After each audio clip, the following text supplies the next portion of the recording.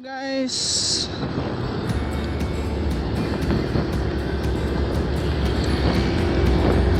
Assalamualaikum warahmatullahi wabarakatuh. Seperti biasanya, ini jalan pulang.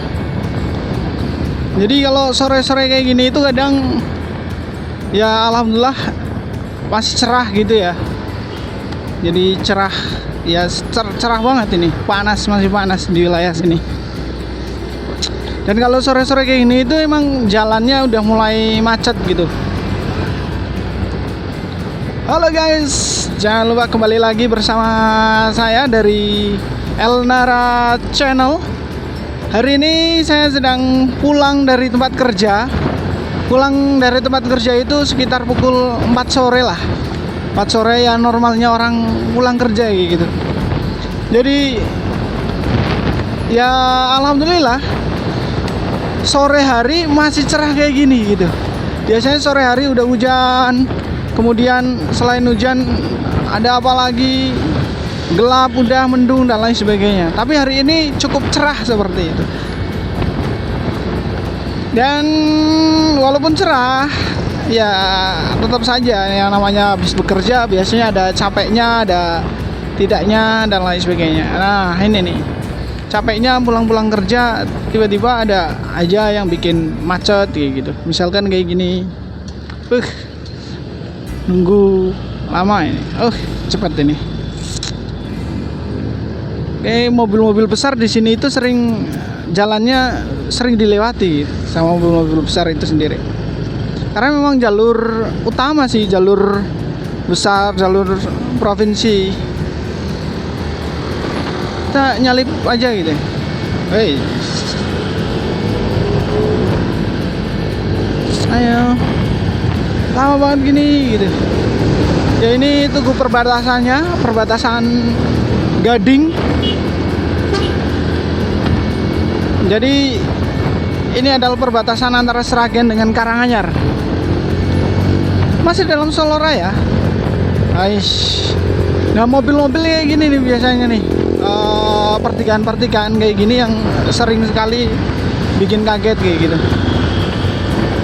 Ya kalau jalan pulang udah kita ngelewatin full jalanan yang luar biasa. Kalau saya menyebutnya jalan tsunami, jalannya banyak gelombang.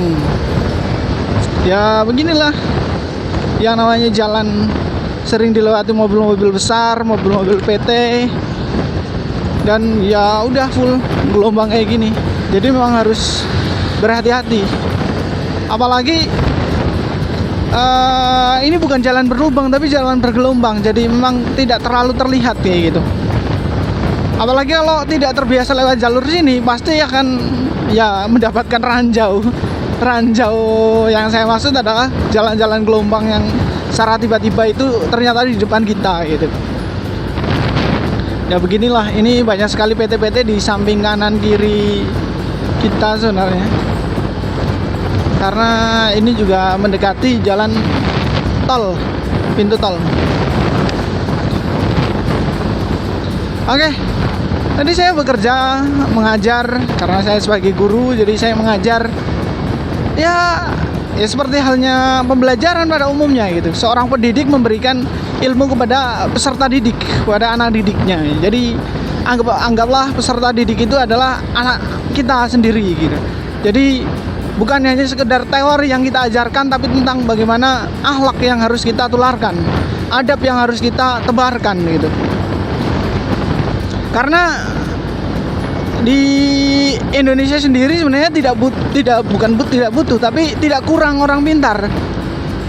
Tapi masih terlalu kurang orang yang punya akhlak gitu, orang yang punya adab dan seterusnya di Indonesia sendiri. Jadi pembelajaran terkait dengan adab, pembelajaran terkait dengan akhlak itu sangat perlu. Dan itu memang kalau sebagai guru itu jangan hanya sekedar mengajarkan tentang teori, copy paste dari buku kemudian dipastekan ke dalam siswa. Jangan hanya sekedar itu, tapi harus terkait dengan ya akhlak itu seperti apa, nasihat dan lain sebagainya lah. Bagaimana dia ketika mendapatkan ilmu itu harus diterapkannya seperti apa, bagaimana dan lain sebagainya. Itu sangat penting sekali. Karena banyak sekali orang yang berilmu tapi tidak bisa memanfaatkan ilmu dengan baik gitu. Itulah pentingnya kita sebagai seorang pendidik, seorang guru. Kata dosen saya itu dulu bilang, pendidik dengan pengajar itu berbeda. Kalau pengajar itu adalah mengajarkan, kalau pendidik adalah mendidik. Mendidik berarti sampai ke akarnya, sampai akhlak dan lain sebagainya. Dan dia akan terus membersamai, memantau pergerakan dari peserta didik itu sendiri. Maksudnya bukan memantau pergerakan secara intens gitu, tapi bagaimana kesehariannya di sekolah dan lain sebagainya. Seperti itulah kurang lebihnya. Sebagai guru harusnya seperti itu. Memang perlu seperti itu. Dan saya sendiri sedang belajar untuk menjadi seorang pendidik gitu. Dan ternyata dulu yang awalnya saya tidak suka menjadi seorang guru gitu ya. Jadi saya dulu kuliahnya itu pengennya bukan di jurusan pendidikan, tapi malah justru saya pengennya kuliah di jurusan teknik geologi. Teknik geologi karena di tempat saya itu kan daerah tempat saya itu kan batu, kemudian tanah, gunung, pegunungan kayak gitulah. Jadi saya tertarik untuk pengen nih belajar terkait dengan batu, terkait dengan geologi dan lain sebagainya gitu. Dan saya dari kecil itu gini, kalau ke alun-alun, dari tempat saya ke alun-alun itu jauh, dan saya kalau kecil itu mau ke alun-alun itu paling setahun 2 kali sekali gitu. Dan selama perjalanan itu saya melihat kantor BMKG itu wah indah banget di bawah gunung batu. Di tempat saya itu ada gunung batu namanya Gunung Lawe, dan di bawahnya itu ada kantor namanya kantor BMKG. Menurutku pada waktu itu bagus sekali, estetik kayak gitu. Nah, dari situ saya punya keinginan untuk pengen belajar teknik geologi.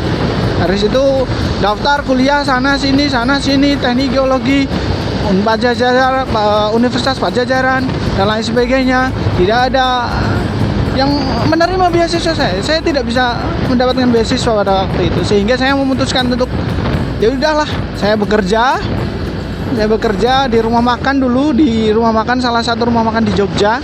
Saya bekerja ternyata cuma seminggu, bertahan, hanya betah seminggu. Habis itu pulang sampai rumah, ada saudaranya orang tua, saudaranya ibu atau temannya ibu lah tepatnya, pengen kuliah nggak mas? Ya saya jawab pengen kuliah. Ya udah besok daftar. Wih, mau banget itu besok daftar. Tapi jurusan pendidikan ya. Waduh, jurusan pendidikan lagi. Langsung dipikir-pikir, langsung ya udahlah jurusan pendidikan nggak apa-apa daripada nggak kuliah gitu kan. Ya udah, jalani aja jurusan pendidikan ini itu dan lain sebagainya. Awal semester, 2 semester, ya ikuti aja pembelajarannya, tapi dari hati kayak belum ikhlas aja gitu. Dari situ ternyata bisa belajar teknik sipil, belajar elektro, dan wah banyak sekali lah yang bisa dipelajari. Ternyata di semester 5 langsung merasa bersyukur sekali masuk ke dunia pendidikan, karena bisa belajar banyak gitu. Karena banyak waktu luang, jadi saya bisa belajar keilmuan yang lainnya gitu. Habis itu ya udah masuk ke dunia pendidikan, jurusan hampir selesai. Dari situ memutuskan saya nggak mau jadi guru. Setelah ini saya mau bikin usaha sendiri. Setelah lulus S1 pengen bikin usaha sendiri. Habis itu malah pas sidang disuruh pengujinya untuk kuliah S2. Jadi wajib kuliah S2. Tiba-tiba dosen pembimbing saya bilang, sudah saya daftarkan mas untuk S2-nya. Malamnya saya masuk grup S2 gitu. Ya udah, yang tadinya saya tidak rencanakan, ternyata memang takdir sedemikian rupa kejutannya gitu ya. Jadi ya udah, saya dapat rezeki, alhamdulillah bisa melanjutkan S2. Dan selain itu pula tiba-tiba ada satu sekolahan yang menarik saya untuk menjadi seorang guru. Ya udah, nggak apa-apa lah, dinikmati aja jadi guru. 1 tahun dinikmati jadi guru, ternyata nggak nikmat. Hampir 2 tahun tambah nggak nikmat, pengen memutuskan untuk keluar. Tiba-tiba setelah lulus S2 ternyata enak ya jadi guru, mau keluar berat karena meninggalkan siswa itu berat dan lain sebagainya. Nanti siswanya gimana, akhirnya ternyata senikmat itu jadi guru gitu. Ketika kita sudah pernah meluluskan anak, mengajarkan anak tentang ini itu dan lain sebagainya, anak itu sukses, wah enak dan nikmat sekali, dan rasa bangganya itu ada kebanggaan tersendiri. Walaupun mungkin secara kesejahteraan seorang guru di Indonesia mayoritas kurang kayak gitu ya, tapi nikmat jadi seorang guru ada aja gitu, nikmat yang luar biasa dan kebanggaan sendiri gitu. Itu jadi kesini susah untuk meninggalkan pekerjaan menjadi seorang guru. Banyak tantangannya, bisa menghadapi berbagai macam anak seperti apa, ini itu dan lain sebagainya. Walaupun memang setiap anak itu punya karakter masing-masing, tapi disitulah peran guru, dimana guru itu harus memahami untuk semua anak itu, belajar memahami semua, walaupun banyak juga yang kurang dapat dipahami, tapi setidaknya kita sebagai guru itu berusaha untuk memahami itu. Gitulah kenapa saya terperosok ke dunia pendidikan gitu. Ya awalnya tadinya tidak suka pendidikan, jadi sekarang suka dengan pendidikan. Jadi ketika saya mau bikin usaha, bikin ini itu dan lain sebagainya, saya langsung tujuan saya, visi misi saya langsung jangan lepas dari pendidikan, udah gitu aja.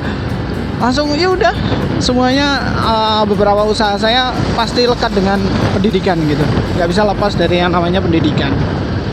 Kayak ini aja lah, kayak saya bikin motovlog gitu. Kalau motovlog yang lainnya itu kan mereka lebih banyak review jalanan, review perjalanan, kemudian review motor dan lain sebagainya, cerita apa ini itu dan lain sebagainya gitu. Jadi dari saya awal ini bikin motovlog, dan ini merupakan awal saya bikin motovlog, saya harus fokus ke pendidikan juga nih. Di perjalanan saya pengen memberikan pendidikan juga gitu. Entah itu pendidikan jalanan, pendidikan apa yang sering kita lihat, karena ya perjalanan itu adalah pendidikan, dan pendidikan itu adalah perjalanan. Kan gitu. Pendidikan dan pendidikan adalah perjalanan, perjalanan adalah pendidikan. Jadi yang namanya pendidikan itu adalah perjalanan. Yang namanya pendidikan adalah perjalanan. Jadi kita menuntut ilmu, kita belajar, kita apapun itu step by step. Nggak mungkin baru sekali belajar kita langsung bisa, itu nggak mungkin. Pasti butuh step by step, proses dan lain sebagainya. Itulah perjalanan. Dan perjalanan adalah pendidikan, iya betul. Jadi apa yang kita jalan sekarang, kita jalan aja sekarang, itu di sekeliling kita, di perjalanan kita, apa yang kita hadapi dan lain sebagainya, itu sebenarnya adalah pendidikan. Tinggal bagaimana kita saja bisa berpikir nggak itu pendidikan atau tidaknya itu. Ya gitu, jadi ya tinggal pintar-pintarnya kita aja lah. Kayak misalkan kita lihat nih, ini ada orang yang bersepeda tadi. Ada orang bersepeda sore-sore hari, itu pendidikan kawan. Bahwasanya olahraga itu penting walaupun sore hari dan lain sebagainya. Apalagi dukung dengan cuaca yang cerah gitu. Sore hari pulang kerja, rehat sebentar, main sepeda, habis itu selesai bersih diri, udah makan sih malam. Wah, enak sekali. Habis itu ngobrol dengan istri, kalau yang punya istri. Kalau yang masih jomblo ya jangan lanjutkan merenung, lebih baik buat aktivitas-aktivitas yang lainnya gitu. Aktivitas yang produktif, yang positif. Scroll TikTok boleh, tapi jangan keseringan, dan scrollnya ya yang bermanfaat aja gitu.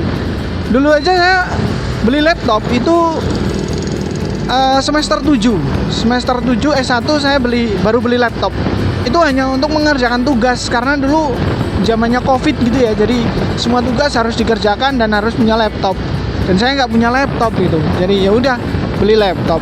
Setelah bikin tugas dan lain sebagainya, saya buat nonton film. Film yang paling saya suka pada waktu itu ke film Jackie Chan. Action, berantem, dan lucu-lucu itu. Keren itu, sampai sekarang saya masih suka gitu. Dan dari situ langsung kepikiran nih, gimana caranya bukan gimana caranya, tapi kalau saya nonton YouTube, nonton kayak gini, nonton film dan lain sebagainya, laptop saya gunakan untuk itu aja. Apa bedanya saya dengan anak SMA? Apa bedanya saya dengan anak-anak yang lainnya gitu. Jadi dari situ mulai berpikir apa ya yang kira-kira yang membedakan. Langsung carilah tutorial. Salah satunya adalah tutorial membuat aplikasi. Dari situ saya download, ikuti tutorialnya, saya download softwarenya, saya ikuti langkah-langkahnya, saya bikin aplikasi lah itu. Saya bikin aplikasi. Setelah bikin aplikasi, habis itu langsung bisa terbentuk dan langsung mikir lagi, wah cocok nih buat skripsi. Langsung tak kembangin dan lain sebagainya, ajuin judul. Ternyata saya ngajuin judul 6 diterima semua. Saya disuruh milih, kamu mau milih yang mana gitu. Saya mau milih yang ini sir. Nggak, saya mau milih yang ini pak. Oh ya boleh. Mau ditulis? Bentar pak, saya milih yang ini. Coba bayangkan kalau mahasiswa lain yang judulnya hanya diterima satu, kalau enggak yang enggak diterima berbelas. Gimana kamu belum? Dan alhamdulillah saya 6 judul diterima semua, jadi bebas milih, bebas request gitu. Dan setelah ditulis sama kaprodinya, malamnya saya kepikiran lagi, jangan yang ini apa ya. Langsung ngechat malam-malam, mohon maaf pak mengganggu waktunya, ini itu dan lain sebagainya. Saya pengen judulnya ganti yang ini aja ya pak. Ya udah boleh, segera bikin proposalnya. Ya langsung bikin proposalnya dan lain sebagainya. Akhirnya jadi itu aplikasi jadi dan lain sebagainya. Ternyata dari pembentukan fakultas saya itu baru 3 orang termasuk saya yang bikin skripsi menghasilkan produk. Dan saya mengevaluasi dari produk-produk sebelum saya gitu. Produk-produk mahasiswa ataupun kakak tingkat saya jauh gitu yang membuat produk yang sama juga. Jadi tak evaluasi, yang sebelumnya itu tidak bisa diinstal di Android, saya coba install di Android. Yang tadinya tidak bisa diinstal di iOS, sekarang saya tak bikin install di iOS dan lain sebagainya.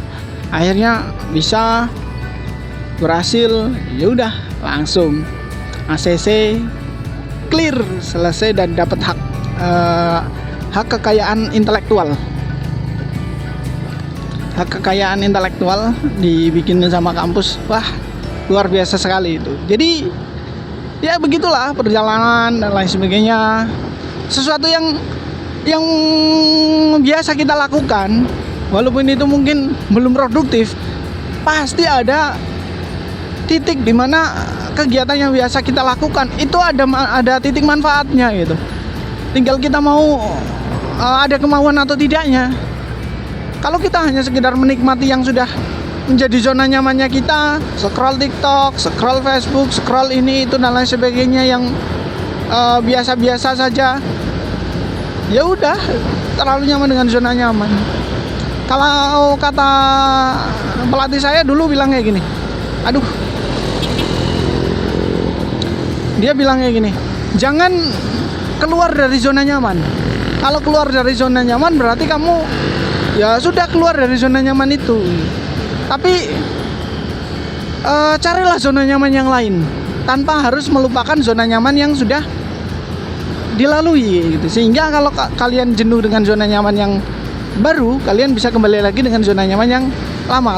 Dan itu harus diintegrasikan gitu. Jadi apa yang sudah kita buat fondasi saat ini jangan diubarkan mentah-mentah karena kita sudah mendapatkan yang baru gitu. Ya kayak gitu sih. Nggak makanya kayak gitu dulu. Intinya zona nyaman itu jangan cuma satu, tapi banyak gitu. Dalam konteks tertentu tentunya. Jangan dialihkan dengan konteks yang lain. Misalkan kalau kamu sudah punya satu nyaman, kata itu harus cari kenyamanan yang lain. Tidak juga. Kalau dalam konteks sensor gitu ya, itu nggak boleh. Ini konteks yang berbeda. Oke, tak terasa perjalanan kita hampir sampai rumah. Ini adalah hampir sampai rumah. Ya kayak gini macetnya, itu mumpung lampu hijau harus cepat. Karena biasanya di sini lama. Nah, kayak gini nih. Misalkan udah telat lampu merahnya tapi tidak apa-apa, masih ada sisa gitu, masih ada sisa untuk Maju. Oke, masuk ya. Oke. Wah, kan macet banget ini. Udah. Macet sekali. Ya memang karena jam-jam kerja sih, jadi macetnya luar biasa. Tapi ya tidak apalah. Kita juga udah pulang kerja. Jadi kalau macet kayak gini sampai rumah, ya udah tinggal rebahan, tinggal istirahat gitu.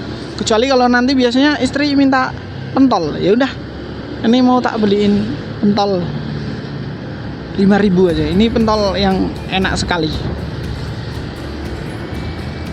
Beli pentol.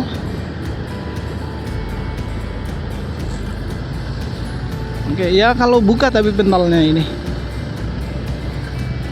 Saya juga baru pernah ngerasain pentol kok. Sambelnya enak banget ini. Pedas, kerasa banget itu pedasnya. Ayo. Nggak bisa masuk ini, terobos aja di sini. Aish.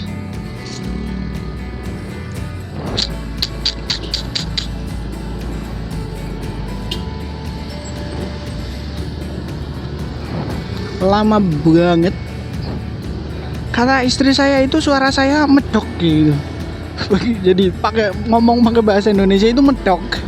Ya jelas, ngomong ngapak. Saya orang ngapak, kawan-kawan. Saya orang ngapak.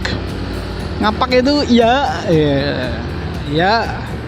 pokoknya AA semua. Ya karena sebenarnya kayak saya pernah membaca artikel itu, bahasa Jawa sesungguhnya adalah bahasa ngapak gitu. Karena Hana Caraka, bukan Hono Coroko, tapi ya Hana Caraka tulisannya gitu kan. Sepertinya itu pentolnya ada. Pentol atau bakso, saya juga heran. Kadang kalau di tempat saya namanya pentol, tapi menurut orang sini adalah bakso. Kadang sebaliknya juga. Kayak apa ya misalkan? Banyak lah yang perbedaan dan unik-unik. Wah, udah rame itu. Udah ramai. Sudah, kita beli saja 5.000-an dua. 5.000 satunya buat istri.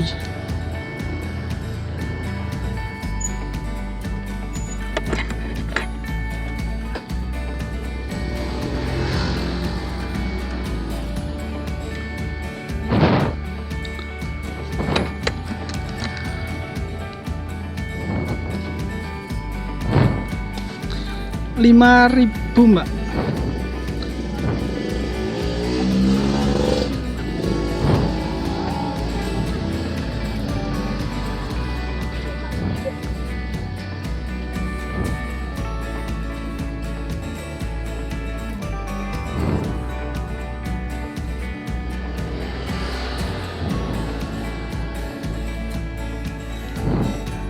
Rp5.000-an dua ya, Pak?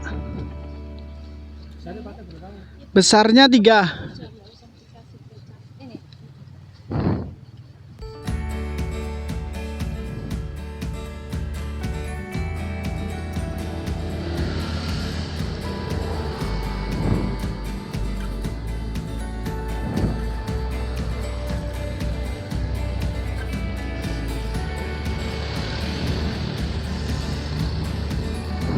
Niki nggih, Pak? Amin.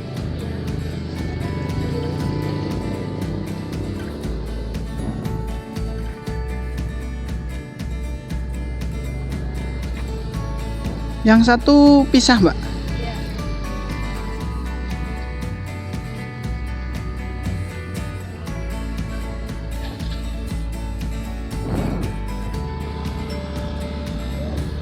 Kecapnya dikit aja. Sambelnya lagi.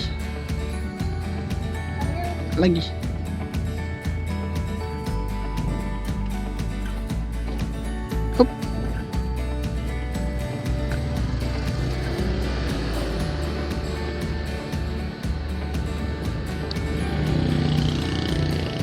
Oke.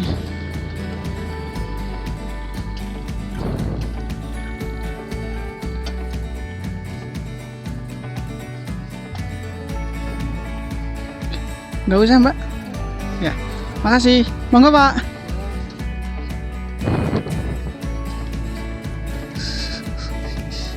Ini buat istri.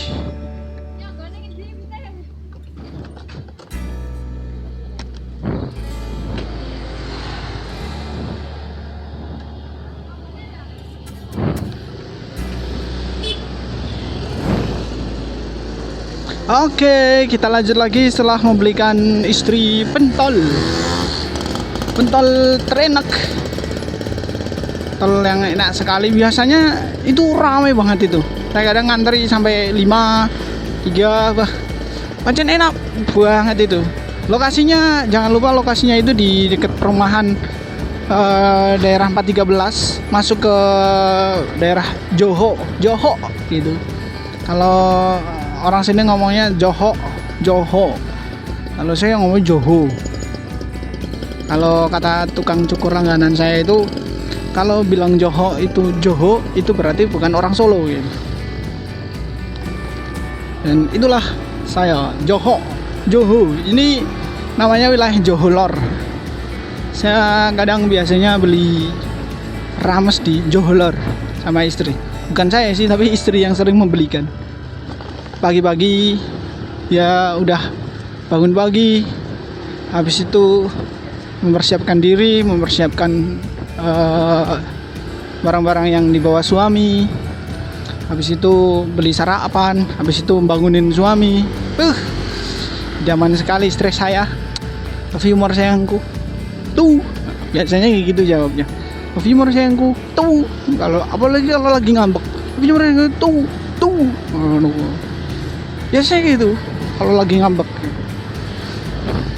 Kalau lagi gaje ya kadang gaje banget gitu. Tapi ya tetap cinta, tetap love humor. Jaleran saka kulino apa begini. Apa ya biasanya yang saya nyanyikan lagu bersama istri. Cintaku sekonyong-konyong koder, karo kowe cak ayu sing tambah bunder, katanya gitu. Liriknya tak plesetin kayak gitu. Soalnya kalau karo kowe cak ayu sing bakul lemper, nah itu muncul banyak pertanyaan itu dari istri kalau saya nyanyi itu. Penjual lemper yang mana?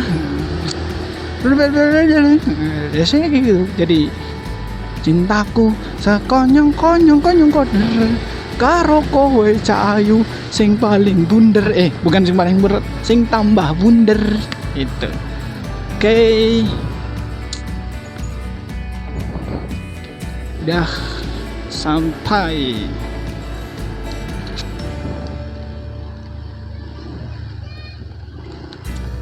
Ayo.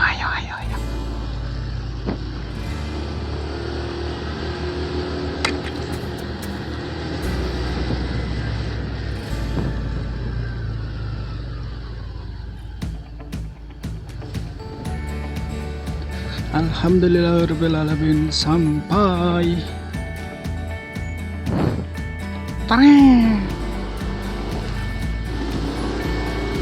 Malah nongol.